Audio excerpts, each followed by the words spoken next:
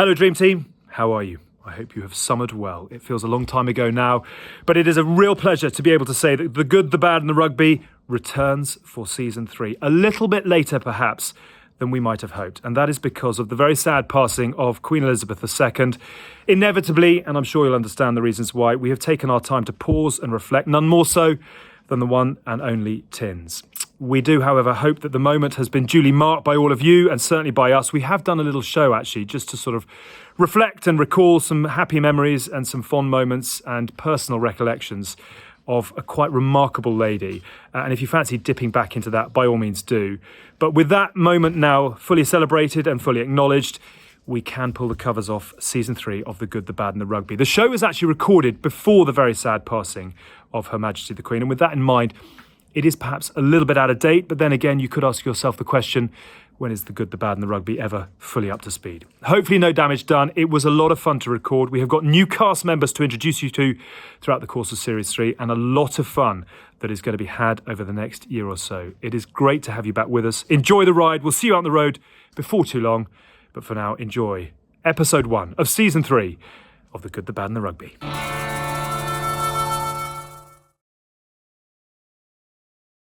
Hello, Dream Team. Have you missed us? We are back. Would you believe? Hopefully bigger, hopefully better. There's a lot of change to bring you up to speed with on the course of this first show. First thing first. Sorry. The clipboard reveal has. What have you bought for show and tell on episode 1 of season 3? Well, this is Bodhi. This is Bodhi. Yeah, we've had a busy summer.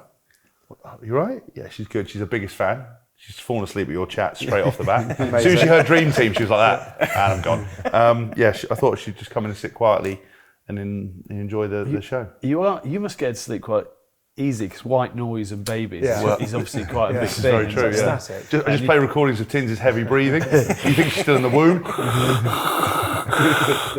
She's asleep. Yeah, no, she's great. This is her first little TV outing. I've already. Does she charge it? Is she getting an invoice? Well, funny you should say that. Funny you said that. There was a moment where someone called me up and said, "It's probably a bit too soon, but I wonder if your daughter might want to appear in an advert." And I was going, "Yep, sign her up." Chloe was like, Not like you. "You all right?" The question we've all been asking ourselves is, how could something so big, ugly, and noisy make something so beautiful, small, and sweet? Oh, she's got a soft voice. I don't know. It's nothing to do with me. I think. Well, my wife. Why do you feel season 3 just talk at that level? Imagine that. Yeah. No swearing. No. Can't swear in front of your daughter. No, we realised that a couple of seasons ago you couldn't do that. No, it's impossible. Nice Hask. Gone back to lasted sleep a week. I'd say my wife is 99% of the reason she's this beautiful, but also the gardener. Got a very dashing Spanish gardener called Jose, and he was very good looking.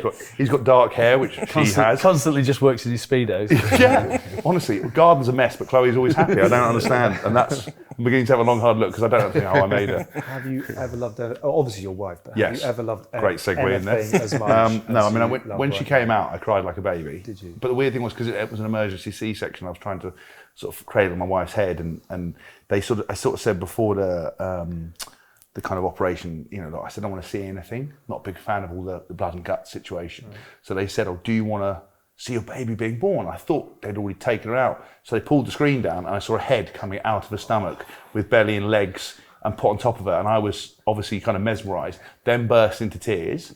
And Chloe couldn't really see because she couldn't raise her head. So I'm like, it's fine. She came out. And then I'd gone from pre-surgery, I don't want to cut an umbilical cord, not interested, to, let me cut it. I was gnawing through it, got it, wrapped her up and brought her to it. And it was amazing. And since that moment, I've been besotted with it, really. The worst thing about all that is he then thought it was okay to send me the photo of when they dropped the thing. I was like, look, I really like you, but there is oversharing. Yeah. I don't think there is in the Haskell household, but oversharing. You didn't sort of share that with, because we did say that the amazingly beautiful first photo with little finger being held by a little hand. My daughter has arrived. Photo copyright of OK Magazine. So it was about 10 minutes off before we got back. But listen, they cost a lot of money. You've got to sort of make. I'm going to set up a fund. She got 10% because she doesn't know any better. Yeah. But at some point when she's appearing in adverts and stuff, we'll give her an appropriate cut. Isn't that right? Say nothing if you agree. She is very welcome. Thank you. As part of our team, and you've done very well, as has your beautiful wife who's with us as well. As we said, it is all guns blazing out, full steam ahead for Rugby World Cup 2023. So with that in mind, we have added a few components to our show. Big Ben is back. How are you? I'm very well, thank you. Yeah, you had a good summer. I had a fantastic summer. I went back to the most beautiful country in the world, but I came back to the one that adopted me, so I'm happy. Everything's good. Did you properly get away? Because you are, Haskell's busy, but in a sort of chaotic way. You are busy in a very focused way. Did you have proper downtime and a bit of an escape? We did, yeah. So I was lucky enough to go to the southeast of France and enjoy some really, well-earned but very important family time with two little ones. Haskell, you understand, everything changes. There's no more time. Like you were saying, it's very complicated, right? But it's the most beautiful time ever. Then came back, had for once 2 or 3 days completely on our own. To Italy, we went to a wedding. We were very lucky enough to be invited to a wedding in Sorrento. Lovely. And I told Foxy, I am hugely biased for France, but oh my word, those Italians, they've got it sorted. It's a beautiful spot. It's a beautiful place. I'll give you a very quick anecdote of why I thought it was amazing. Yeah. France is fantastic, but I think we like to moan and complain from time to time. Not me, but and blockade stuff. I said it, it's fine. Me, not you. I can say it. Yeah. And put tariffs on things. Beach bar all day. You know how sort of orders get mixed up by a big crowd of friends and this and that, and then waiter comes out, whatever it was. He had 6 drinks and we only ordered 4. And he's like, "Oh, sorry, man. There's a little mistake." He looks at me, looks at us, goes, "Don't worry, I drink it." And just chops it and goes. So the same thing happens in France.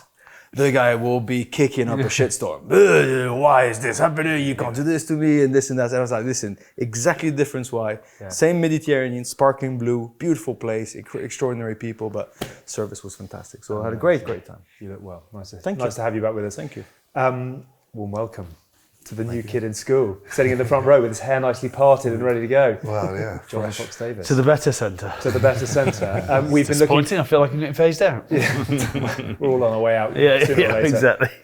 It is very, very good to have you with us as part of a new season. We've got so much to talk about, etc. But how are you? Yeah, very well, thanks. How in God's name have you ended up here? Why have you agreed to clamber aboard the good ship GVR? I don't know. It's always a bit of fun, and I think I did a live show with you guys, and we did. The therapy has worked through the system, and so you're now able to go again. Yeah, I'll get involved in this. So thanks for having me. Now, obviously, one of the things that's really exciting is obviously with you, and we've got a couple. Ellis is back with us, and we've got another reveal to make in a moment or two. Is that you are still in your boots, which is something that we've sort of lost touch with over the last year or so. How are you in your boots? I mean, how is pre-season? What is this pre-season number? 16 or 17. Is it really? Yeah. But you only look about 14 as well. Unbelievable. Hardest work experience of all time. Management, Bab. Management. But at this age and stage of your career, are you able to sort of cut the corners and tell the coach, a little bit like Cristiano Ronaldo, turn up when the games begin, or have you been put through the ringer? No, I've been pushed pretty hard. I've had 6 weeks off and a good time, good rest. Where did you go? So I went to Canada, hiking in the Rockies out there, which was amazing. Like the views, and you just felt really insignificant in a good way. No phone signal. It was just awesome. And then came back, fitness testing straight in day one. And I was all right. And they pushed us, but do you feel good? Do you feel where you want to be? I am. I'm enjoying it. I still feel like I can compete at a good level, and that's I always want to test myself. And I think when you go through your career, what drives you changes slightly. And now it's like, right, these young kids are like at the Scarlets are like biting at my heels and stuff, and I just want to like, come on, let's have a little dance and see if I can keep going and keep competing. You're quite an approachable older player, aren't you? Because I remember me and Alex bumped into you, and you're very humble. Peugeot 206, keeping it real simple. You probably actually talk to your competition, don't you? Well, I think it's just I try and keep a nice face. You've got a nice face. Yeah, like you're beautiful. I feel. Thank you very much, Haskell. But no, I think in training though, I am an absolute arsehole, I reckon. Oh really? I reckon boys think I'm a twat in training. And like I hate them because competitive. Like I want to make everything's done right. So when I cross the line onto the training field, like if we're there to work, so if someone doesn't know what they're doing, do you give it out? Yeah. That's how it should be though. I love that. We wouldn't think of that fitting into the character. Really humble and nice. They must be arm around the shoulder. Foxy came and brought me like a protein shake in the bar. And he's so nice. He'd talk about players. He'd kick shit out of me and spat my head. Told him I was a dickhead. Like off the field, like I like to keep it nice, and then that's the thing. We might have to try to like make sure like it probably comes across like I hate them on the training field. So afterwards, I go, look, I'm just off the field. I'm just demanding. I'm different. So like with all the young boys, so I always said my last sort of few years, I latched on to Johnny May because his training is relentless in terms of his detail for a young kid in stretching and everything else and what he was lifting and his power. So I always used to make sure I trained with him to make sure he was pushing me, but also I was making sure he was pushing himself. Have you latched on to someone like that, and who is it if you have? There's a couple of young boys like in the gym. We got a winger, Ryan Comby, who's not like the biggest, but he's so powerful and he makes it look easy. So like I'm always trying to, like in my head, compete with him. And you know, everyone likes a bit of competition. You know, when you get the bench out, come on, who's got the biggest bench, more reps, whatever. Who has got the biggest bench down? Well, at the backs, it would be me. Is that right? Oh, sorry, I just dropped that in. Thank you, Alex. I'll see you Reflex the point I asked the question. I think there was there a booby dance He at the same time? accidentally mentioned the one thing he was good at, you know, when you get the bench Exactly out. Who's the that, best bench? Me. It's all about your prep, but no. No, so it's good to have that competitive nature, and like we got a good group down in the Scarlets. Like there's no real egos or anything like that. So it's, you know, these young boys are like animals now. They're just like so strong, powerful, quick, and you're just like, wow. Turns out not as strong as you though. What is the bench press power in the backs? What is your level? There's a lot of keynotes who love that. That's what they ask me straight away. Pass, mate. I might have to add How much 10 you bench? kilos now. We'll do it. Can't fucking prove it, can they? I won't worry about it. I reckon I could do about 140, 145. Nice. Okay. For a warm up, that is an excellent. But that is always the thing. Is you'll always get a guy who plays local rugby who goes, what do you bench? What do you bench? And you go, what 150, and they go, yeah, that's all right. Like, have you played? How many games did you play last year? 10. No, right. Have you played 30? Yeah. Wales. Burning, angry, hurting. See what happens? Oh, look, I think I said earlier, I still feel I'm competitive. I want to be competitive. I was obviously gutted not to go on tour. Had a conversation with Wayne about it, and I think he knew how I felt. And I still feel like I can play international rugby. And, you know, for me, it's just have to take care of my own form with the Scarlets. And if I'm playing well enough and they want me to play, I'll always play. Spot the kid's still got media training. That's what I mean. Spot the kid who's still got media training. But on the flip side of that, do you think, right, I've had that extended break, actually, I'm now hungry to go back. Whereas if you'd gone on tour, it takes another month out of you, you might not have come back in the same enthusiasm as you want. Do you think? I mean, are you turning it into a positive in the fact that, okay, now I've got something to prove. I've got no excuses. I've got no excuses. I've got a full run at it. I've rested, ready. Yeah, I think that it was the first summer without touring or injury since like 2009. So I've like had a really good break, and I just, you know, I've got like not a new lease of life, but like an appreciation of what, like how lucky I am. Like I think my brother had to retire in the last year, and for him not to have that feeling of winning after a game with the boys, he will never experience that. So for me, it was like... You play for Wales, you don't experience a lot of that. More grand slams than you. Sorry. But no, I think... so for me, it's just like, I'll enjoy however long I got left and give it the best shot I can. Just over the wall over there, there's Minchinhampton Rugby Club, and that can be your first when you retire. Look at you two. You come Centre back partnership. Actually, I think that would create a bit of fear for whoever was playing against us. 2.5 times. Shit. Did you have, when you said about talking to Wayne, I kind of had that scene out of the other guys with Will Ferrell and Mark Wahlberg.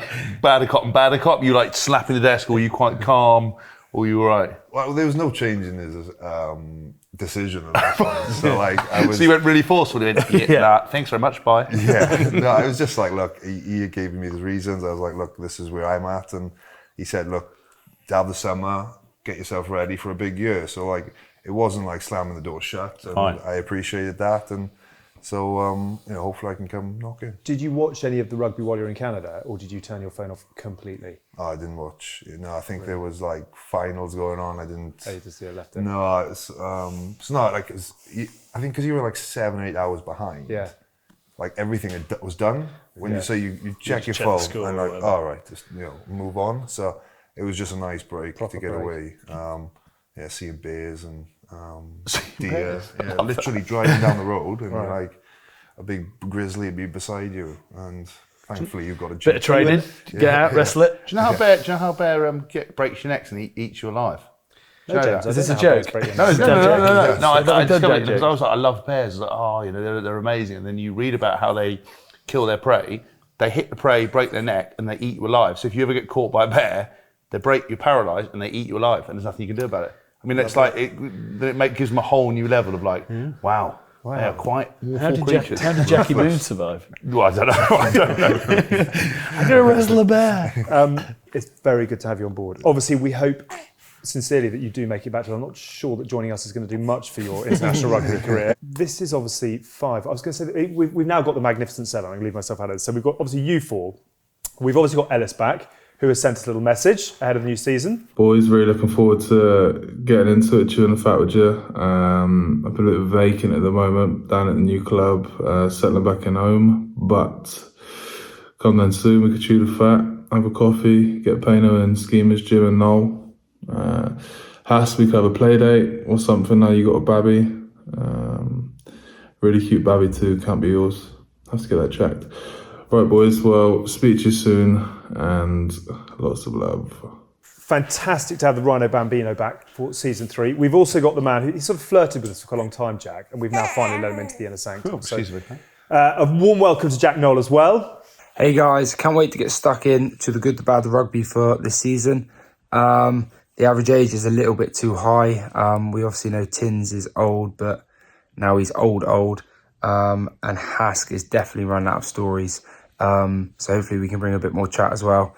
Obviously delighted to be part of the team. And I think now it's important that we start bringing the attention back to people that are still playing, and not the old guys that are sitting there talking about it. So see you guys soon. What's that, Jack? Want me to look after you like I did in England, Cam? You're welcome. Oh, you shit yourself, classic you. And also, we need a bit more rugby intellect as well. So we have got one of Ireland's greatest joining us in Shane Horgan as well, who is sort of across it all. Hey lads, I'm not quite sure what I've got myself into, but did think the podcast probably could use some actual rugby analysis. I really enjoyed our run out last year. So happy to provide occasional services as Irish correspondent, and particularly to hear from Tins on his conversion to Irish rugby superfan. See you soon, lads. And very good to have his perspective as well with Ireland. Quite looking forward to being able to speak rugby with someone. Yeah. I think he's only joining us at the moment because of how well Ireland are doing, and that gives him a chance to get back at you after years of abuse. Yeah. But he's now Ireland's biggest fan. You are now Ireland's biggest fan. Wait till I get on to New Zealand. God. And obviously South Africa. Okay, well, let's give it a chat. Just quickly, actually, how good to have new, obviously people playing, that's been a real treat for us, but new voices, new opinions, particularly with the state of the game at the top at the moment. I think it's massively important. We've always talked about it since we started the good, the bad, the rugby, and the fact that there's always got to be an evolution, and that is, every day we're a day further away from the game, and you need the people who are in the know, giving you the proper insights of what's going on, what it's like to be, how much it's changed. I mean, I can't imagine how much it's changed in the last 7 years since I retired, and 4, Haskell, is it 5? Since you retired. Is it really? Yeah, 2019 I retired. So 3. I didn't do the maths. Just blame it on Baby Rhino. He did the maths. I didn't say anything. I just. So I just think it's valuable, and we've always talked about that. And this is building a future of knowledge base and entertaining the youth of tomorrow. I really want Bodhi at every single recording because the calmness and how it's like a handbrake on you at last. It's a bit slightly shocking. We just had a massive shit in my lap. Chloe, do you want to come and get that? Present of your chat. Normally you pay for that, but I do. Yeah, a lot of money. Welcome, Chloe. Well done, Chloe, as well, dear listener, dear viewer. yes. The star sweetie. of the Bodhi show is here. You got that? Right. Is Hask much changed? Just as an aside. He's a fantastic father. He's the same man who was the ball. Good, right. She says with a knowing smile. He's already done six DJ gigs in 3.5 weeks. Hero to the people. Okay, so obviously last time we were all together, we were coming off the back of the summer tours. England won in Australia, Ireland obviously won in New Zealand, Wales went close in South Africa. We've never really spoken about France, who currently, are they top of the world rankings or Ireland now there? Ireland, only because you played 2 games though. Okay. If you'd played a 3rd game against Japan, you'd still be top. So France are heading into next year's World Cup, the one that everyone are watching. What did you make of the summer, first of all? Was it sort of just a bit of a hit out, try a few people? Did you learn a huge amount? I don't think you learn a huge amount other than one thing that is very, very important to me is, well, depth in the squad, yes, but also how reliable they're getting. It was exactly the summer to slip up, right? Yeah. Look, everybody is only talking about Ireland, New Zealand and all those games, and everybody was super excited. Rotated squad, Toulouse boys, most of them were rested. Dupont, Julien Marchand and all that stayed at home. Charles Olivon came back, which was a big symbolic moment for the first captain of January 2020 to come back and to fit into that role, to play, no disrespect, against Japan, who were not the Japan that was at the 2019 World Cup yet. They're just getting back at it. With half-full stadiums too, because there was sort of a bit of a pandemic get back over there. So everything was ready to be problematic. And they delivered. Didn't play particularly well. They just did what was expected of them. Some new faces did show that they would have to be taken into consideration for the future. I'm not sure there's anybody who's going to be straight in November test starter, but at least guys that's what Fabien Galtier was saying. There's maybe 3-4 tickets left for the World Cup, something like that. But everybody's got to try their hardest to get there. So I'm happy that they're reliable, not overwhelmed by the quality of the rugby that was played, but at least they got the job done, and I think that's a very valuable lesson. Everyone is saying at the moment that is it top 8, 9, possibly 10 can all beat each other on the day. As someone who's still doing it, do you feel that more than ever at the moment? When you lace up and you run out, it is very, very hard to know kind of what you're going to get. Yeah, I think the standard of across those 10 teams, the level they play at is just so high, and I think people have obviously New Zealand were the flag bearers, the gold standard, and everyone has just strived, worked hard, and you look at how Ireland played in the summer. It was incredible rugby played. Yeah. So you go out there and you just know that, right, if you execute, you could beat anyone. And I think it's at times you just have a feeling where you're not going to lose games. Yeah. But then obviously when you played against the New Zealand when they were on fire, and you think, right, this could be a tough day. But now you're just thinking, right, let's have a crack at them. They don't seem as unbeatable. Even with Australia with us, we took us years to beat Australia. Yeah. And once we finally did, I think we did it 2-3 times then. So it is it's just getting that monkey off your back, I think. Wales, New Zealand, I think it's the first game in November, isn't it? Talked about that before. When people ask me what was the most important game that Argentine, I know I'm going back 20 years, but that we played, and that was that 2000 match in South Africa, the second test that we won, because it completely changed the belief of we could beat Southern Hemisphere teams. Yeah. And I think it's massive. I think the moving around of coaches now, the global moving around of coaches means that ideas now are all across the world of similar. There's not too different a way that people play. I think France are probably leading the way because of how good Dupont is. Allows you to play so much more off 9 and giving him a free rein to run. Defences that fly out the line, if your 9 can move and you've got smart wingers, which France do have, who can just trail in and around him, you can create space. You saw that with Australia in the first game of the summer, in the first match of the Rugby Nations. Rugby Championship. Nors. That's what I'm here for. Details. What I'm here for. I might not know anything about rugby, but I can tell you who sponsors every single team. They just lifted the tempo and South Africa couldn't deal with it. And then you look at the second game, and South Africa were angry, had emotional drive. I just feel that sometimes the team that's in the right emotional state at the moment can win games, not just how you execute. And sort of New Zealand look a bit. Do you want to pull the pin on what you've obviously been championing? They look nervous. I think they know that people can beat them now. That aura that they had has 6 losses in 8 has prior been to cracked. beating Argentina. But so Joe Smith's come back, and in the first game they played where they lost to Argentina, I was like, that looks like Ireland in 2019. They kicked every ball away. Sorry, Joe Smith, but it looked like Ireland in 2019. I was like, who wants to watch this? Obviously, they turned it around the week after, and obviously the emotional drivers came out and they put 50 points on them. But whether that's going to benefit New Zealand, who've sort of no offloads, really quite strategy, kick deep, things that you're not used to seeing. I was like, so we got asked the question, are Northern Hemispheres influencing Southern Hemispheres now?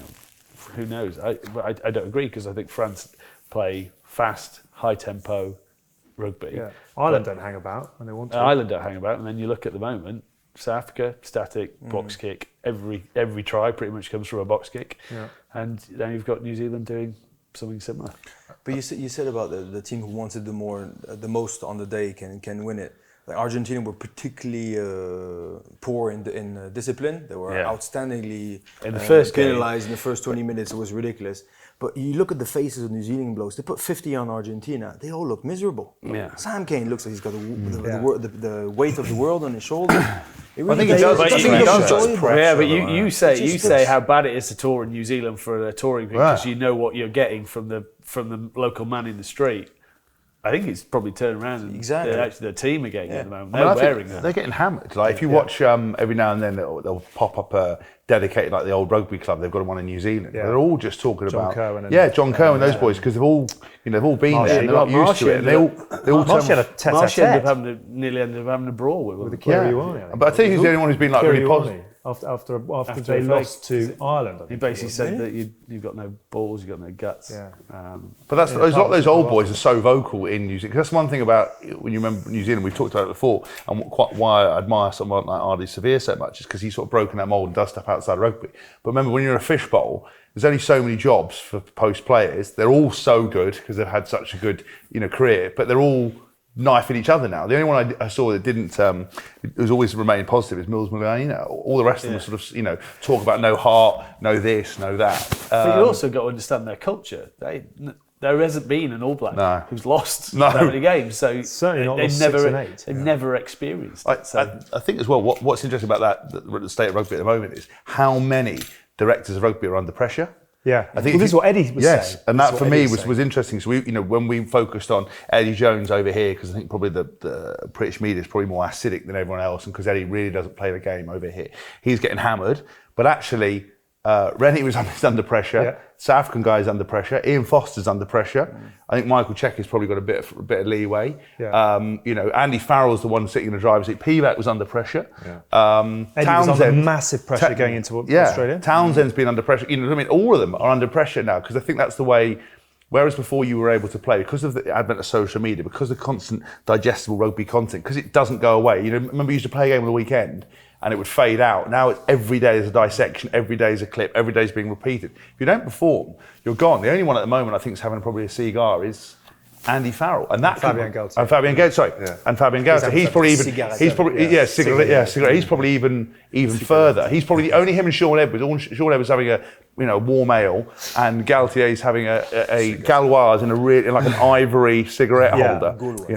Gauloise. Pardon. Do you know what I mean? And a little Ricard at the end of the day. He's the only one. All the rest of them are under so much heat, and I think that's quite good for the game. Yeah. As long as we don't follow the football mentality, like they got rid of Scott Parker after 4 games, minutes. Whoever it was. Yeah, I mean that's bullshit. It was 16 goals or whatever. Yeah, I understand. Games. But he said against the top 4 though. Do you know what I mean? That's imagine if you had an auto internationals of New Zealand, South Africa, Australia, or whatever, and France, and you got pumped by all of them, and you sacked your coach at the end of it. You're like, well, they're all best in the world. Yeah, or even I'll throw Ireland. Sorry, they're even better. But you know what I mean. Referees have got a hammer in this summer as well.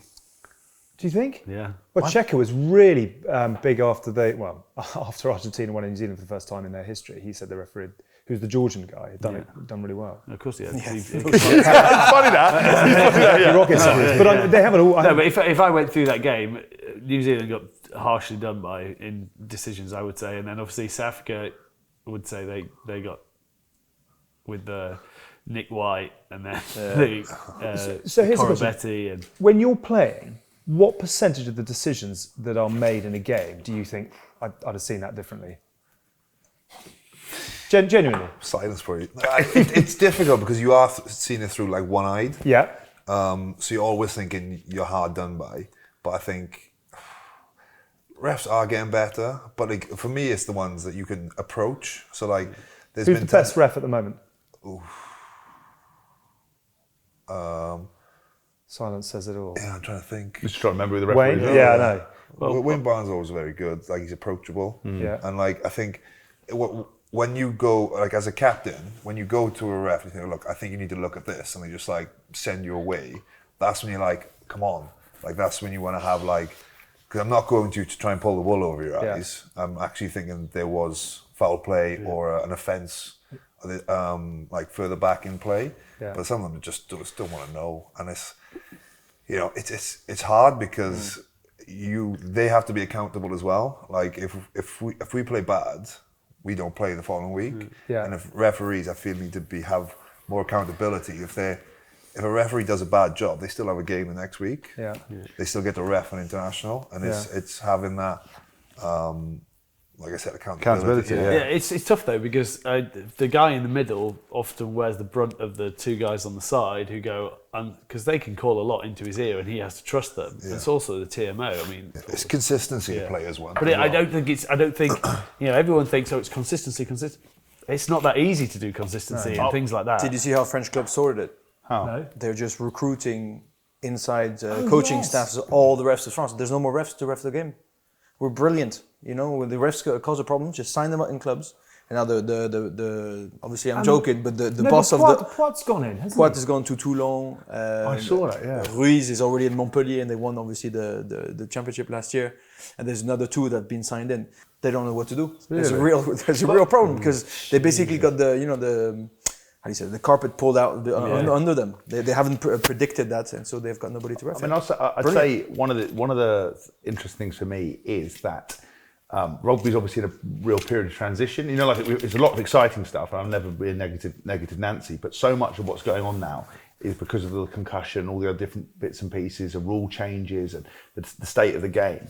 The referees have a more of an important role than anything else, and I think a lot of stuff, Fox is exactly right, that their accountability and how they're managed, and actually the level that they need to perform at, and also how they're refereeing the laws, and the consistency and the interpretation of the laws is, for me, it's a bit of a watershed moment, because if they don't get things right and we continue having all the red cards, yellow cards, if they don't referee the rules as they're supposed to be, if they're not made accountable, coaches now, since, they've always like that, but since Razzie Erasmus came out and did that sort of 20-minute dissection, now coaches have been a lot more vocal. Do you remember it was unwritten in football? They kind of go at the referee and be sanctioned. Rugby, we never used to do that. People would say, I didn't really agree with the decision, and they'd be kind of sanctioned. Now, because it's become common sort of way of doing things, I think the refereeing's got to completely change, and I think that's the one area of the game that could be improved more than anything else, and probably needs to be focused on, because they're the ones that will save the game. And save the interest, make it safe, make it fun to watch. Because you'll always get inconsistencies, and I always think it's very hard to be a referee, and it isn't appreciated that you're asking someone to interpret something at record speed and see everything. They're never going to do that. They're only humans. Yeah. But their accountability, and that's the one thing I did think about Razzie's video, was actually, for me, it was quite a nice thing, because they can completely fuck up, lose you a game, and roll on next week and no one says anything. Or they can get something wrong, go, I got something wrong. Yeah, but the problem is with Razzie, is in every game I could put together a complete polar opposite of his video and have the argument, because it happened. There's probably a penalty at every single ruck and clear out. So then you've got to pick of actually what is the point, because you look at Nigel Owen, who everyone classed as the best ref in the world. He didn't ref any law. No. He just let the players sort it out. Yeah. And then there was very limited penalties and everything else. Now, as a coach, you'd be sat there and going, "This is pulling your hair out." But you don't mind them sorting it out. I don't mind it. Yeah. No, but I agree. Nige did it always the same way. So the consistency comes because he did it. That's the way he did it. Whereas if you unless you go completely fully that way, you're always going to be sitting. So bring back Nige is basically what we're saying. Get Nige a Segway so he can keep doing it, so he can move around. Get him someone to look after his cows on a weekend. Here he is, Spider Cam. Here he is, Nigel Owens, 230th cap, 94. So what you should do is, do you remember the Spider Cam, which is the camera that goes above? You put Nige onto that, you just zip him around the pitch above the game. It'd be an ideal way to do it. I don't really want to start season 3 of The Good, the Bad and the Rugby. Sorry. Spending too much longer talking about. No, it's only because we thought about that. You know, Is it a frustrating game to play at the moment? What percentage of the game is frustrating?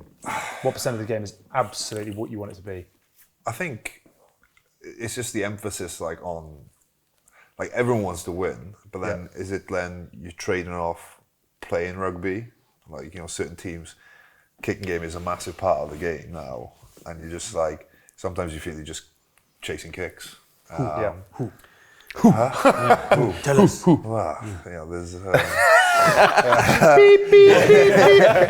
Coming back, excuse me. South Africa, I always said, they got such talented backline, and you could think, they could create far more on the field. But they won a World Cup doing it. That's the thing. That's when Eddie Jones changed the whole way England did it because of that very thing. Because he showed that they went into it with a plan. Yes, they never turned up in the final, so it wasn't a great representation. But because they won and beat everyone they never deviated from that plan. Everyone tried to do it and they forced a load of errors and fucked it. They do that. They can win, but it isn't. When you've got Cheslin Colvin, and Mapimpi and all these other boys, the Orlando. Okay, so let's have a look at. I want a quick look at the lie of the land at the top of the game at the moment. Argentina, New Zealand, South Africa, Australia, England, Ireland, Wales, Scotland, France, Japan, and Fiji, as sort of can take a chunk out occasionally. Which of that lot is sitting prettiest going into next year's World Cup? Ireland and France. What, as favourites, you mean? As just who is really happy with where they're at right now and maintaining their position? Yeah, without doubt. Those two. Who has got most growth over the next 12 months before they arrive at Rugby World Cup? I think Australia have got. Yeah. I think Australia have got a lot of growth in them. They've got young, exciting players, so I think there's a lot of growth still. Do you think England have got quite a bit of growth? Yeah, I do. How significant was a series win in Australia to what Eddie Jones is trying to do? Well, it's quite funny, isn't it? Now he's pulled out this. He needs some cohesion. What fans have been saying to him for about 3.5 years, and now suddenly his tagline is, "We need a bit of cohesion." Go, yes, please. Can you try and pick the same 27 for a concerted run, and then if someone comes off the byline, then that's all I want to see from England is a consistent best players in their best position, and actually giving them a chance to gel as a team. Do you know what that 23 would be? It wouldn't be far off. It wouldn't be far off. There's some questions in there around someone like Arundel. What's your 10, 12, 13 for England starting in November? Wanker. I still think there's some caveats there. I still off the bat it'd be Smith, but Smith at 10. Yeah. Is everyone fit? Yeah, everyone's fit and firing. Farrell, Tuolangi. So I'd have Tuolangi in there, but I feel that we're always chasing that because I think Marchand could do a job, and Slade. I think Manu and Slade. But I would put Manu at 12 and I'd put Slade at 13. No Farrell. No. He just wants to say no Farrell. Right, no Farrell? No Farrell. Well, again, this is just on the now, Owen, but I hope you have a great season. And then back three, you have Freddie at 15. And then you've got a load of wingers. Now, through the balance, if Manu's there, then you can have whoever you want on the wing. If you don't have Manu and you have someone like Marchand and Slade in the centres, then I need a big in there. So I need someone who's going to get through work, either Jack Noel, Freeman, or Freeman, or a Cock and a Singer if you can get him full. Yep. Someone who can. Loads of spots and maybes.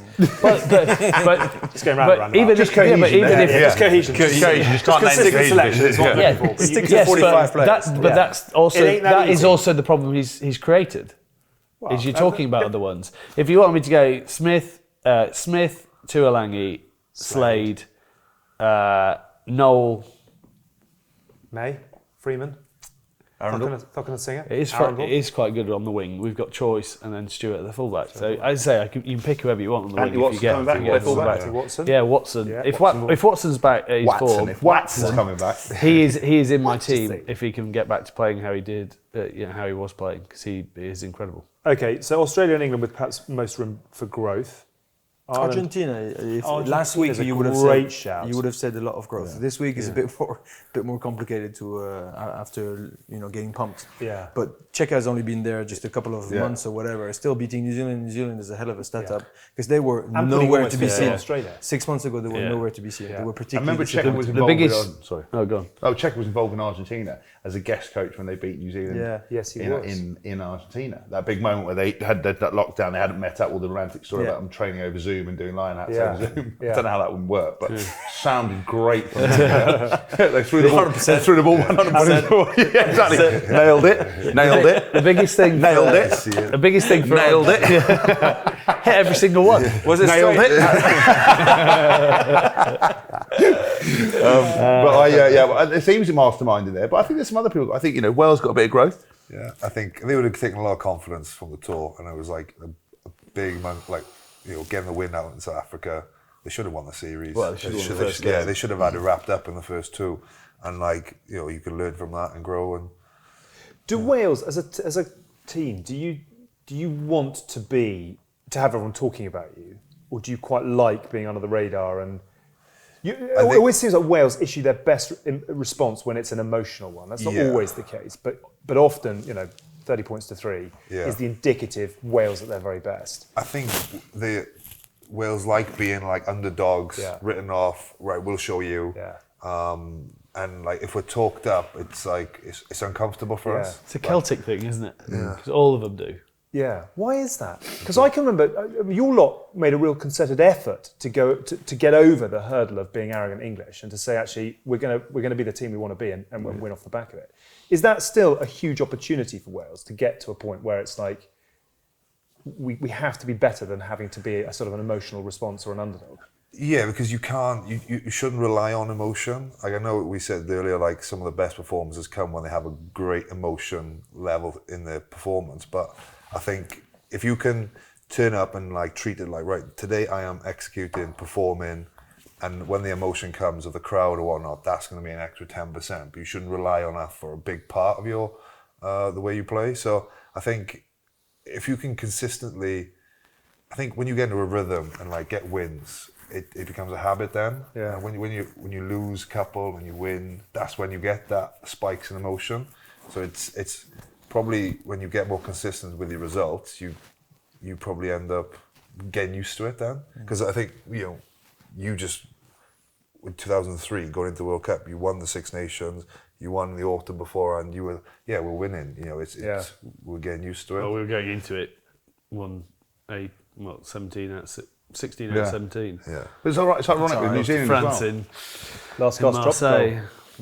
But it's irony with kind of New Zealand because they never had to do anything on emotion because they never worried about themselves and they had to win a game on emotion this week. How the tide the tide has changed, the tables have turned. Because they always look so chill before a game. They're like, oh, what's they don't happening? need someone like every time we gone and played Wales or played Ireland and we got pumped. It was because of emotion. You say Wales hadn't won any other game, but the English were going to come and fuck them up. And If we beat the English, we don't That's care. what I mean. Yeah, exactly. But when New Zealand never had to do it, I said before on the record, when we played New Zealand, they were so good. They didn't bother knowing who they were playing against half the time. They just honestly, when we went post match, Michael Laws. Yeah, Michael Laws. Yeah.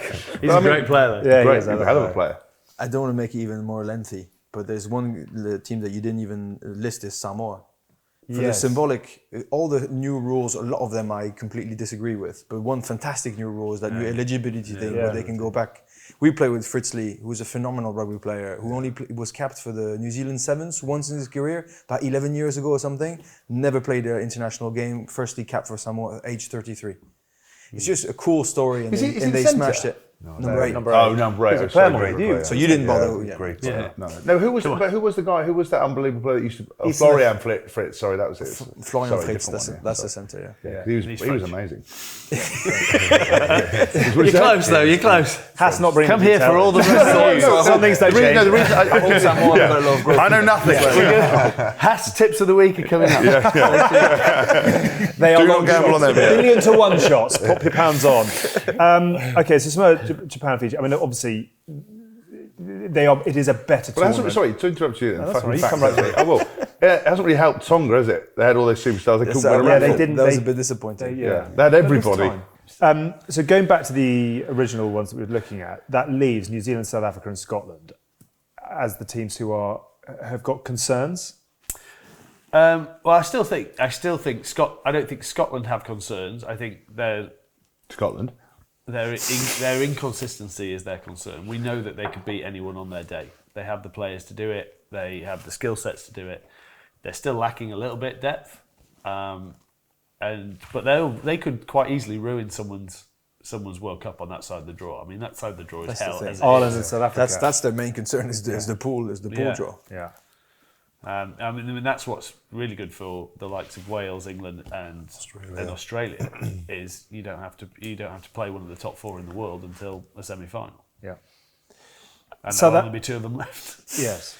South Africa, obviously, having Wales been out there, is it a problem, the fact that they are slightly all over the place at the moment? Or is the rugby that they play so well suited to a Rugby World Cup that, frankly, they can kind of... It sort of feels a little bit like they're just doing what they need to do at the moment. And then when it comes to World Cup time, the pressure comes on, their game plan comes through.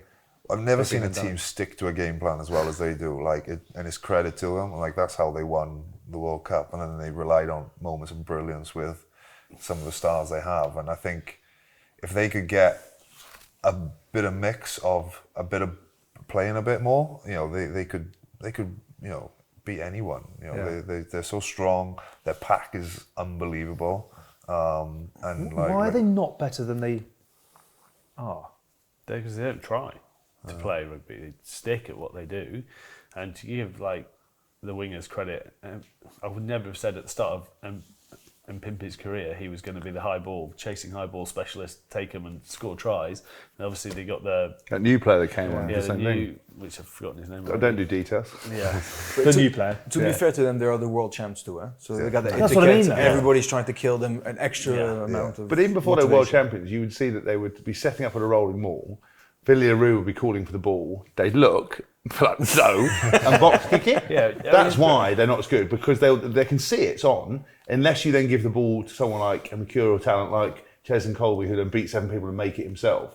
But when they've actually scored the tries, they've played to space. When they were playing against the Lions, in particular, when they carved up and Pimpy and the centre, Lucanio was incredible. It was a revelation because they actually played. But then when they fit into the mould where they're not allowed to do it, they will literally look at what the option is and just go against it because it's what the plan is. You play against South African teams in the URC, and they play rugby, and the tempo they play at is fierce, and the Stormers won the competition. And I think you think, right, if you could just have almost like the grip is too strong, tight around the necks. Just let them go. What's it? I'm a peacock. Let me fly. Yeah. Let me fly. The other guys, I'm a peacock. Let me fly. Is the best 13 in the game at the moment? Yeah, he's so smart. Little details, you watch him and how he affects. He'll defensively, if you're going in to clean out, he'll just give you a little nudge to give time for Malcolm Marks to get over the ball, and it's that little detail you don't see. He's grown so much, and I think a couple of I think he made a try against. He did, out the back, didn't he? Yeah, which was a superb bit of skill. Australia. But he's been there now. Him and Delande, I think, are close to having the most cap partnership for South Africa. I think who would be De Villiers and Fourie would be number 1. So they've got such a good understanding now that he's probably got so much confidence. But I would agree. Quick final question: what is it doing for young guys in Wales to be playing South Africans far more regularly in the URC? Is that a good thing? Yeah, I think it's it's going to be a good competition. I think going out to South Africa, touring. I know we had a terrible experience when we went out there and Omicron kicked off. Don't get me started on that. What happened with that? We were locked in Northern Ireland, 10 days in Holiday Inn Express. Yeah, luxury. Northern Ireland or Johannesburg for 10 days? Well, we were in Durban. Next thing you know, I'm in County Antrim, locked up in a hotel. And I was going to say, what do you do for 10 days in the hotel room? But I'm not sure you necessarily. Lots of Zooms. Lots of Zooms with your line. Nailed it. Yeah. 10 out of 10. But no, I think it'd be a great competition, and like if it's just another level. It's a higher level competition, and I think boys love it. Yeah. Once you pull the end of it off 3 or 4 times a day and a ham sandwich and crisps, the Holiday Express novelty sort of wears off, doesn't it? Yeah, the luxury. The lobby Costa coffee that tastes like burnt turds. 30 seconds around the car park. Okay, we're going to do some predictions at the end, but just before we move on, a little note from our friends and our sponsors at Honda to tell you about the new Honda HR-V and its beautiful, clean, stylish lines, something Tim's really embraced this summer when he wore some very fancy headgear to boost his following by thousands. Sitting in the back seats feels as good as sitting in the front seats, something Haskell now has to consider, of course, with little people on board. And it's got some very clever tech as well to keep you safe and secure on your journey, something I would really appreciate as I steer these two in the right direction on a weekly basis. Honda are very good at listening. They've managed to make a car that's so human-centric. It's managed to meet all of our wants and needs, everything you need for everyday life, built from the ground up. Find out more about the all-new Honda HR-V at honda.co.uk/HRV hybrid. Can we have a quick conversation? And it's difficult really to pin. It's a bit like pinning jelly to the wall on this, given how quickly it's moving. Worcester. I'm going to come to you as the biz man first. The business of rugby. I mean, it's an ever-changing story, but just the situation that rugby is in 27 years into professionalism, with an established league in a country that loves its rugby. We get 15, 20,000 in at 6-7 games a weekend, whatever it might be. And we've got clubs that are, I think, carrying 150 million in debt between them off the back of a pandemic, off the back of VC money coming into the game. Have we got huge concerns about the setup of professional rugby, or is this a one-off? No, I've always been concerned because we're creating sort of a fake economy, where you consider that you can spend as much, and then you're going to see how it's going to come in, and you're going to find any way possible to do so. I think it's sad because there's people behind it that could lose their jobs. There's players that are going to player welfare, have to move your families, kids, schools, and all that. There's worse things in life than business going bust. Okay, but it's still pretty intense. The only thing that I can say is that France has got no lessons to give out. Yeah. But at least there's a ton of money got chucked into French rugby for the last 15 years. And at first it wasn't done properly. And if you can see a shift, there's Jackie Lorenzetti at Racing who's writing checks left, right and center to sign Andrew Mertens and Sébastien Chabal and Lionel Nallet, overpaying by 6, everybody to get them to come to a shit stadium, shit place. And one day he decided to build a concert hall that was the biggest indoor facility that Paris or France would ever have, in which you can play rugby from time to time. Yeah. And he's the first one to flip them all, to be like, right, let me create an economically sound business model in which rugby will fit in. And then you compare that to Stade Français, who spent 260 million into a stadium which is used 15 days per year, because that's what a season is, or 16 days per year, if you do top 14 plus 3 Champions Cup or Challenge Cup games. So the model has to be flipped. They have to find some other way of doing it. La Rochelle have gone through regional pride. It is ram-packed Stade Marcel Lefranc every single home game. So that's their model, and that's what Clermont used to do for a long time. But then you can't overpay players. So there's basically, you can't have everything. And you have to think of the more general picture of how am I going to try to build something that is economically doable. I actually feel bad for Wasp because I think that's what they tried to do, right? Yeah. Well, yeah. Originally. I think you've hit the nail on the head. Because, again, we've talked about it a million times this show, right? Rugby, if you're in rugby, you think rugby's everything. In the real world, no one really cares. It's behind cricket in my opinion. We've had... Well, cricket's certainly making bigger advances with things like the 100. Fine, but one of the concerns is that the way it's marketed itself, the way it sells itself, some of the old school things that make rugby great are also what's holding it back. We've said that time and time again. But the model where you have a stadium or a location that works for you while you're not in it is the model, because advertising, seat sales, pitch numbers, ticket sales are never going to. Got that at the weekend. Well, they did. They did. They do. But A lot of it needs refurbing. But B, they then went and did that bond, because this is what people do when they get involved in rugby. They go and initially they come into it and say, how can I monetize this? And you see owners come in and out trying to make money out of a business. And if they don't have a facility like the REEC, or they don't have a facility like Racing, they fall flat on their faces and they come and go unless they're billionaires. But Wasps do have that, and they have loads of concerts, and it's a fantastic sustainable business. But then they tried to branch out into other things, and they set up a £38 million bond, which has got to be repaid back. And the problem is they can leverage it against that stadium. But at some point, that stadium's quite old. There are lots of bits and pieces that need to be sorted on it. And it's actually become a stone round their neck. And so what they've done is, instead of doing what they had, which was a reasonable business model, and cutting their cloth accordingly, they've now gone, allegedly, and I'm sure there's a lot of details I'm missing out, so I apologise if I got some of it wrong.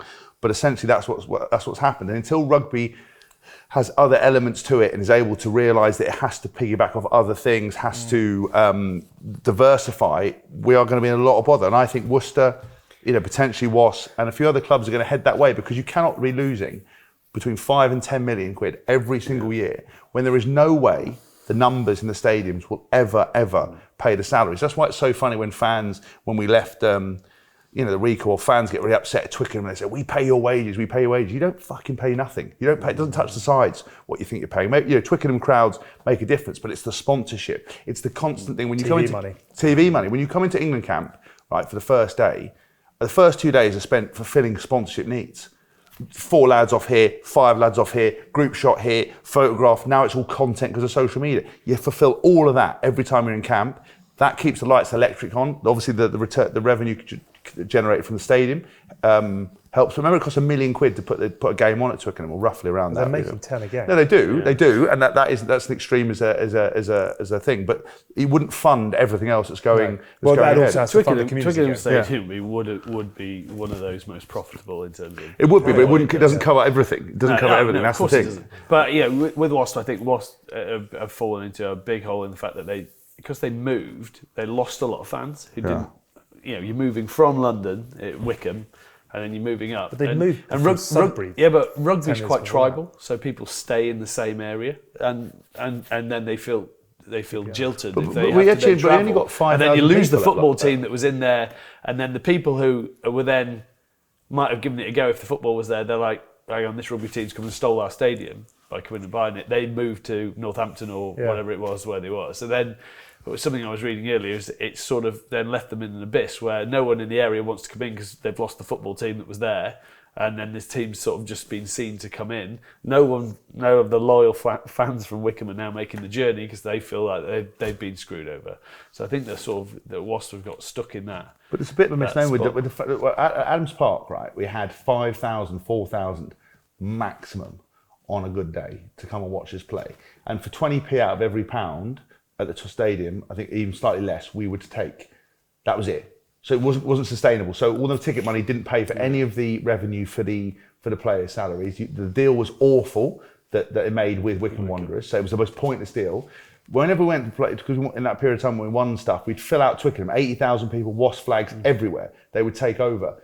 But I never translated back to Adams Park. I think the idea of like the Racing model is, for me, the way to do it, where you rent out these stadiums, even things like Wasp training facility. We joked about it for so long, but why did anyone going to put £7 million into something that doesn't make you any money?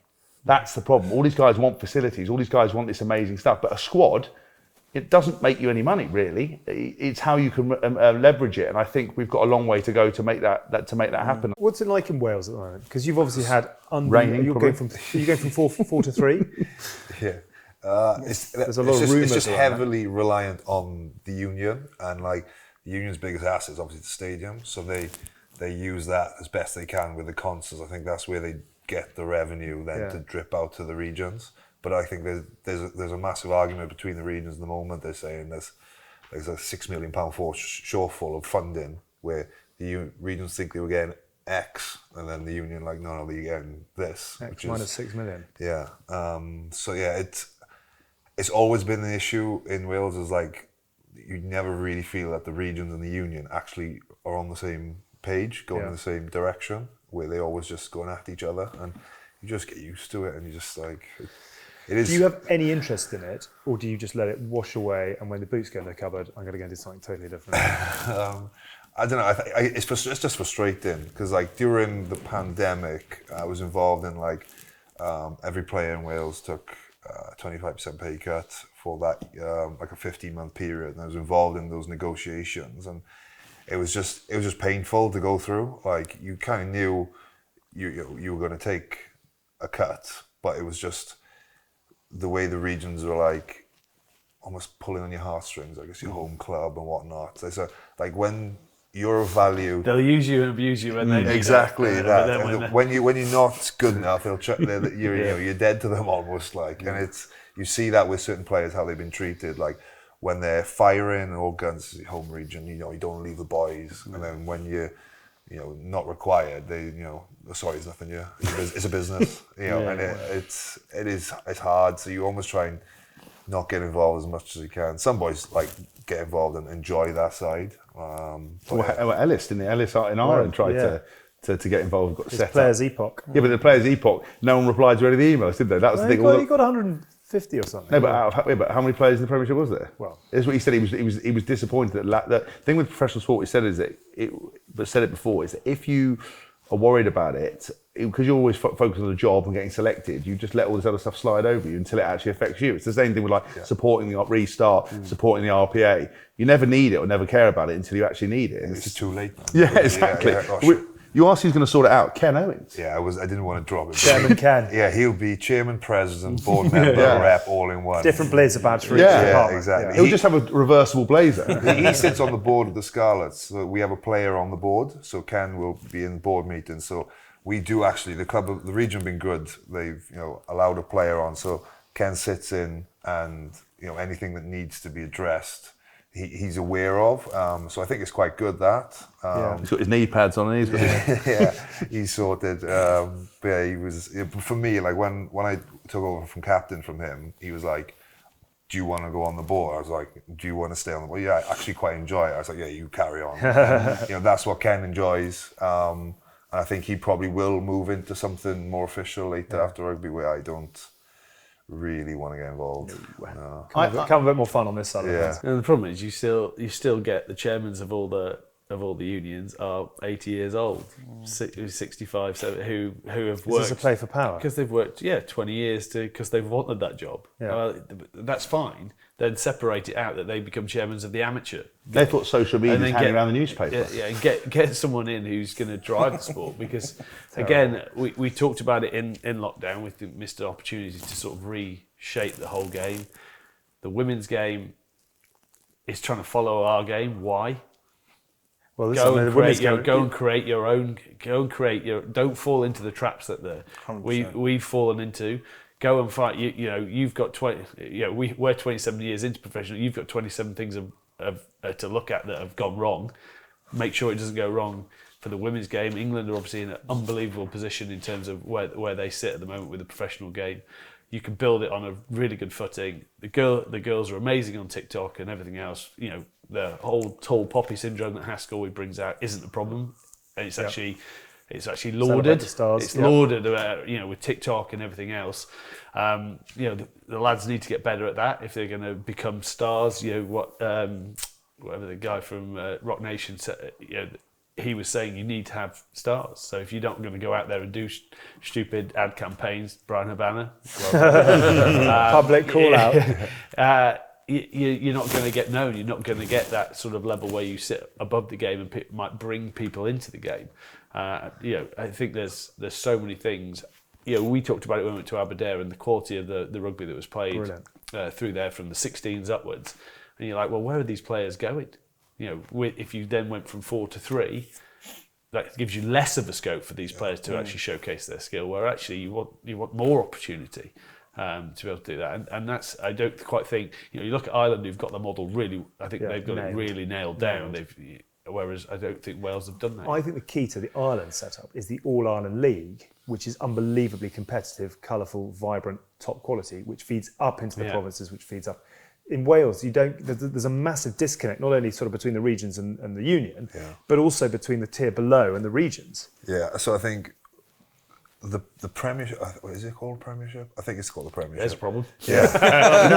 It's just changed names. And played a lot in it, have you? Yeah. Don't worry, Alan. Big fan. Al knows every league. Sponsored by Betfred, Yeah, but I think it's making that, it's changing the narrative of it. Like, it's not semi-professional or anything like that. It should be like you're representing your club, and you have an affiliation with a club. Like everyone has a club in the Scarlets, and if you go back, it's not a punishment. It's an actual go out and enjoy yourself and be one of the best players on the field, and show what you want to do at the regional level. But I think it should have more direction into it, feeding into the regions, because like you said, there is a massive disconnect from those clubs.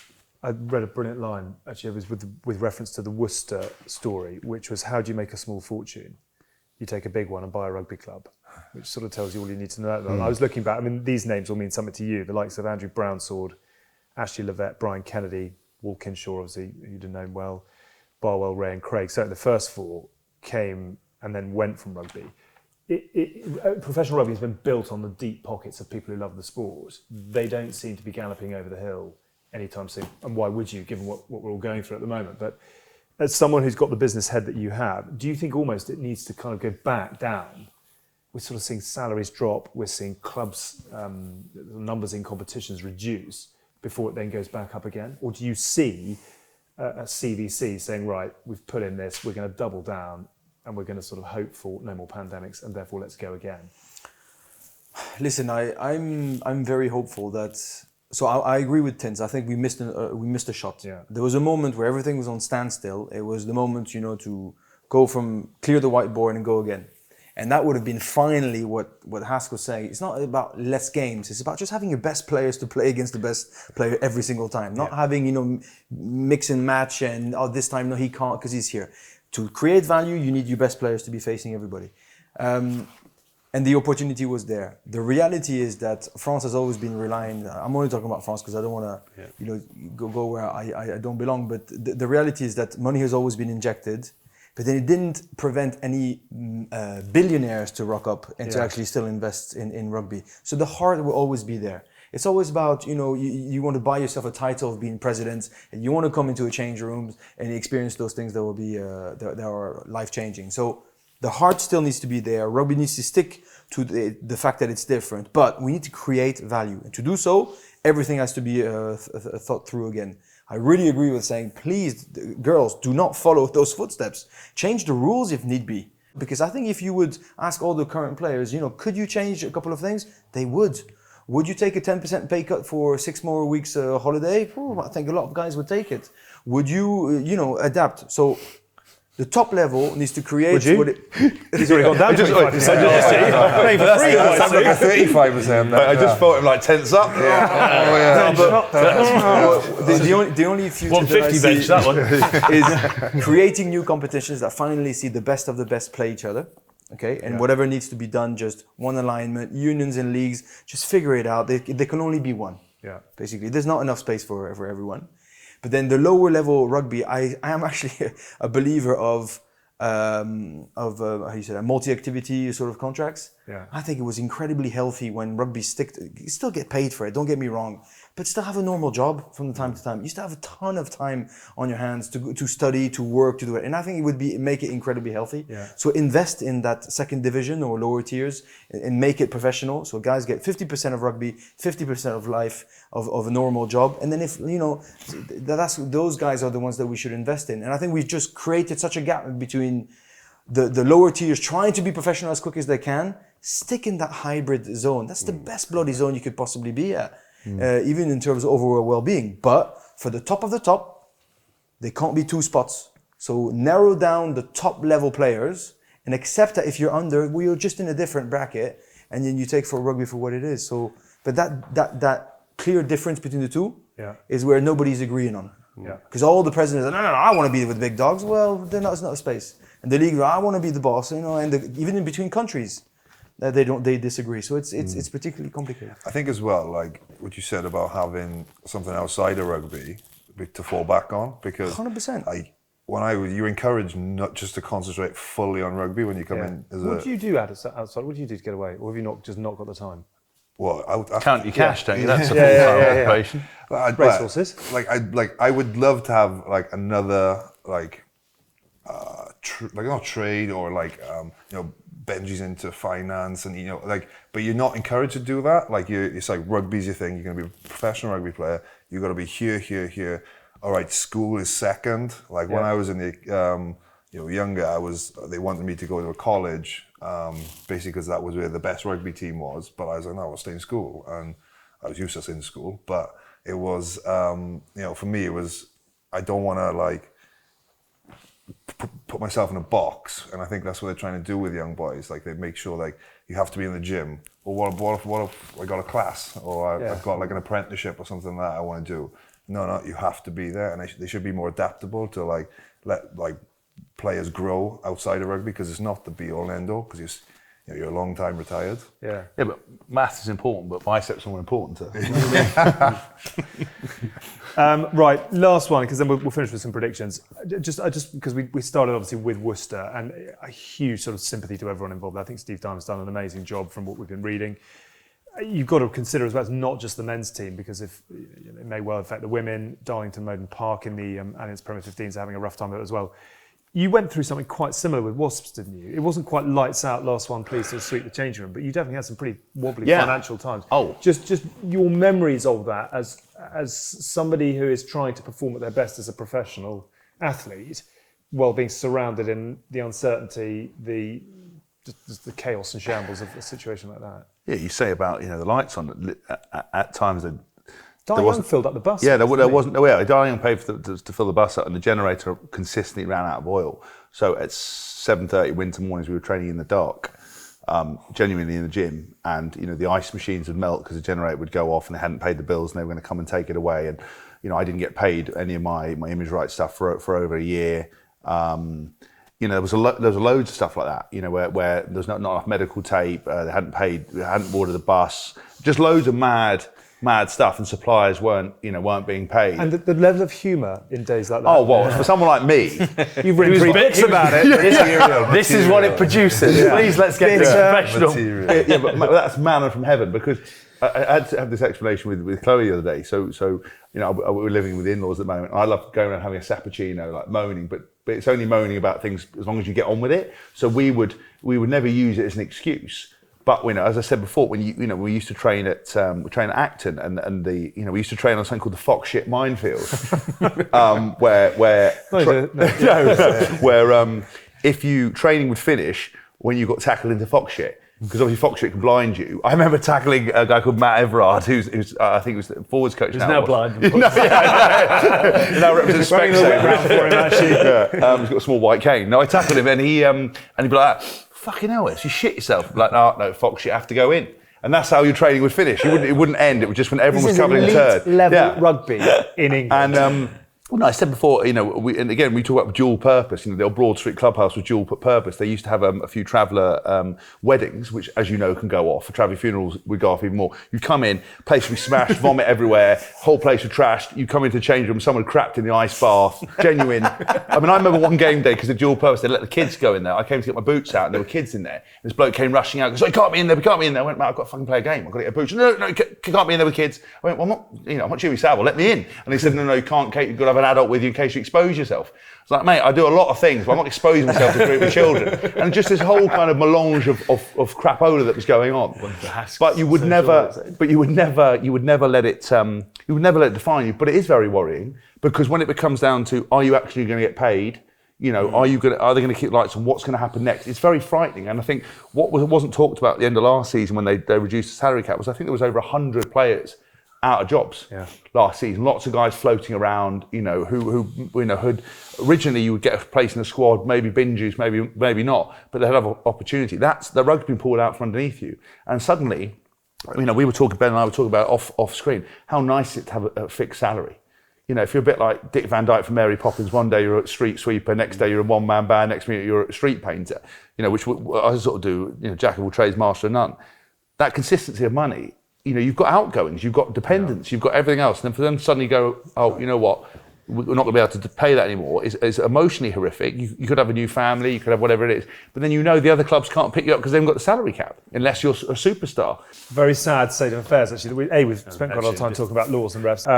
Just thoughts with all those concerned, and fingers crossed. It's quite serious with these lads, this show, isn't it? With a bit of, Chloe always said that every time she watches a show with Ben on, she said that Ben always wants to punch me in the face, because all he wants to do is talk about rugby, and I keep making crap jokes. Yeah, not the only one. That's the nature of the show. Are we brave enough to do some predictions? predictions. Are you comfortable doing that? Yeah, there we go. He's brave enough to tell how fucking much he benches. I don't think he's up Yeah. Okay, far away as you see fit. Winner of the upcoming Women's Rugby World Cup. England. England won 24 on the balance, is that something? By no less than 40 points each, or something like that, yeah. So you've got to say the word, Jonathan, so we can just get on camera. That's all you get. I'd be shocked if England don't come back with it. I know New Zealand have played a few games recently, and they look back and put 50 on the field. But have you, sorry, just about that, have you seen that New Zealand have worked with everybody now? You know, remember Wayne Smith's in there. Wayne Smith, Dan Carter, Richie McCaw, every single person that's ever worn an All Black shirt has been in and helped them, coached them. They've had it's because the they best realised preparation. Shit, the men are shit. Let's have some success. So talk about bringing ringers in. Biggest star in the game, Ruby Tui, though. Yeah. She is the best post-match interview. Like, will you be brave enough to say England, or do you think France can spring a surprise? Just to back my heart, I'll say France. But the reality is England are very strong. Winner of the Heineken Champions Cup. I think Leinster are going to be particularly pissed off after the final against La Rochelle last year. There will be no fun, and Toulouse will be back, and La Rochelle are even stronger. So for me, it's between those three. And you just don't know what can happen with the South African sides. Yeah. That'd be really interesting. I was about to say Stormers. Were you? You just don't know. Do you want to go for it? Are their games I'll are go for their games are going to be in Italy? Are they? They're not going to be in SA, are they? No, they're going to SA. Are they going down to SA? Yeah. Oh, well, I think it's the games in Italy is only Cheetahs or something for 'cause we the got Challenge the Cup. Cheetahs, I would say I'll go Sharks. Okay. That's a big call. I'll go Stormers just because Look at nobody, this. nobody, you know, everyone was like up in arms. You can't have South African teams in the European Cup. All that heritage. They're just going to come in and win it, and everyone was like, damn you.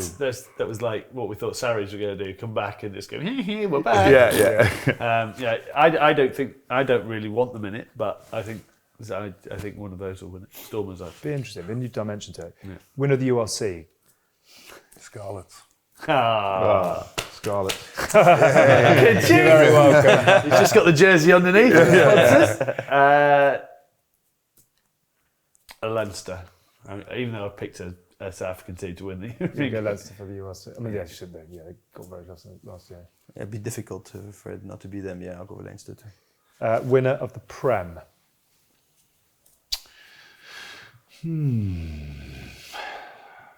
Sarries, Exeter, Leicester, Sarries. Quins. You're going to go Sarries, are you? Yeah. Quins. Ooh. Jazz. I don't think they're going to win, but I want them to. Gloucester. I think they're going to Genuinely think Gloucester are going to win it this year? I think they're going to get in the top four, and then who knows? Spring a surprise. I'm hearing good things. Are you? What's going on in there? Based on? They're finally getting back to. I think the environment's good. What George has created.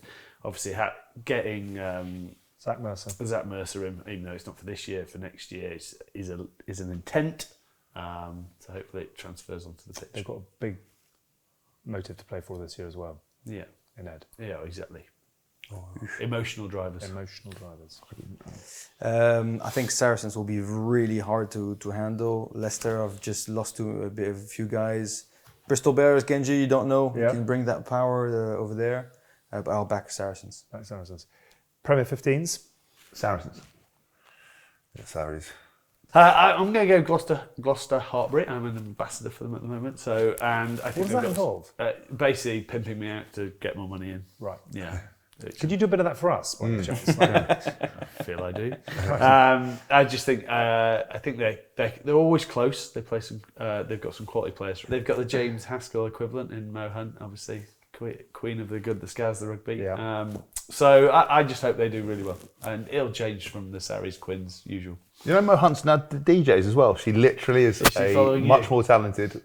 Far better looking. Far better value. Much more popular, much nicer. Completely different from me. Very talented. Very talented, yeah. I'll go for Wasp because they signed Lena Corson, second row from France, who's a good friend of mine, who's hesitating between Saracens and Wasp, and she's delighted to be in near London and to enjoy that new experience. She'll bring in that power. God, go and watch them down at Twyford. Winner of the Six Nations. Ooh, I just feel the camera just zoom in.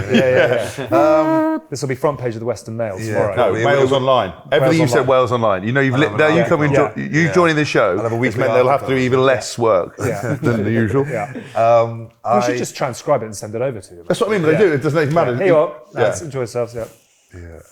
He's like, honestly, Jonathan Davis tips. Ireland and France just seem to be on another level at the moment. But, you know, underdogs. Jonathan Fox slams Wales' chance in Six Nations. Jonathan Fox, Wales out to are one shit. squad and then that's it. No, I think, but always, like, Wales love being underdogs and, you know, with the prep, you know, World Cup here. You haven't mentioned England or Italy. Do you want to put them into the Foxy title says contention? Wales are preppy underdogs for future Six Nations games. Doesn't have confidence in his own team. Wales Online. Will he be going back to France because he's only got eyes for France? Le mort pour la France. So your answer is what? Who is going to win the Six Nations? Wales. Right. Wales Scarlets double. So the interesting thing, you've got Ireland in Dublin. And England in Twickenham. I think Ireland and Dublin's a bigger one at the moment, isn't it? Okay. You said I didn't. When's that first up or? No, it's. I think they last start with Italy. No, listen. I'll back France. Just no Grand Slam. Very, very tough to go to Dublin. Very, very tough to go to Twickenham. And actually, probably a very good thing before the World Cup to steady on and not, overkill it. I would say that my heart says France. I don't think the way they play. My heart. My heart says France. Yeah, but bear in mind, I don't have any affiliation anymore. I've got no pressure. I can say what the fuck I like about absolutely anything. I have no loyalty. No one likes me. I don't like anyone, so we're absolutely fine. You've changed. You've really changed. I have over the actually. last 2 months. Having a child. I've even got rid of a child. Child's gone. Back to my old ways. It's like sort of like kryptonite. Like she arrives and you're like, come on, and then she goes again. He turns into a raging machine. Exactly. I'd say France. I mean, look, I think France and Ireland are the games to watch for me. You know, Ireland would have had incredible amounts of confidence coming out of that, but I'm going to go with France just because I think they are magnifique. I think No one has said Ireland. It always comes. I'm about to change that actually. Good. Because Ireland have the best home fixtures. I think. I think I do, as much as I like France. They do have tough games away. So I think this is. If Ireland are ever going to win it, it's going to be this year. I don't think a Grand Slam though. I think someone's going to always have. There are games that there could be a lottery. So I think Ireland are going to win it. But I don't think there's going to be a Grand Slam. I will put money on Scotland winning the first game, and then they're going to win a Grand Slam. I'm not laughing at your misfortune. I'm just saying that's what happens. Well, you are. You are actually. Right, we'll lock those in the archive. We will come back to those a little bit further down the line. We've also got new faces this year. We've got a few new bits as well, but we'll come to those next week. Fuck Wales. Hashtag Mail Online. We're live. That is going to become a permanent fucking thing. hate Wales, shitbag. Pay me more money. 25%. 25%. I fucking want my money back. I didn't agree. Ken Owens, fucking bullshit, man. 35%. Oh, it only left me $500,000 to fucking play with. This mansion doesn't fucking heat itself. Cost of crisis living, right? I'm so sorry. I'm so sorry. Wait, just there goes Foxy for the last time. We have to edit it out that you were just in for one show and you can't come back anymore. Just want to say thank you to Jonathan Davis, who's one and only appearance on the Good, the Bad and the Rugby. Right, just before we finish. It's like Tyg Furley when we tried to get him on that conference call for Christmas and he just left halfway through. He just went, Came on and went. And he's never answered the phone again. Doesn't want to come and do it again. Sorry, Tyg. We love Tad. Tag. We'll try and get to Tad this season.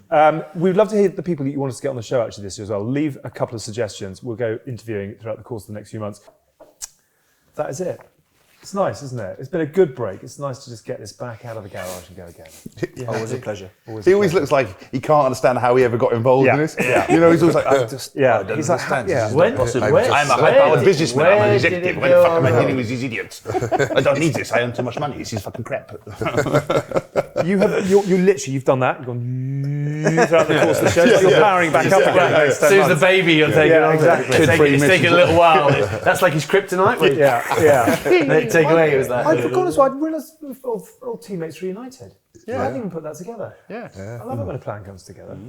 Were they good days in Claremont? I loved them. Did you? Yeah, it was so Apart from Machete Gate, but we'll come on to that in one episode. That is a story. That's another time, yeah.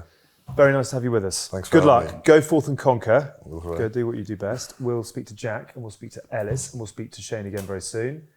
Thank you for having us. No, it's a pleasure. Comfy Always Tindall welcome. Towers, isn't it? Yeah, you know you get in charge for this. There's no way this is rent free. Cost of crisis, isn't it? 10 grand for the hire of this. Yeah, exactly. That's us out of business. Please link, please subscribe, please send us your thoughts and your feedback. Nice stuff, always welcome. We have been The Good, the Bad and the Rugby once again. We will see you next week. The show is produced by Shara Kilgallen. The Good, the Bad and the Rugby is a Folding Pocket production. Lovely to be back. Have a great week. See you soon.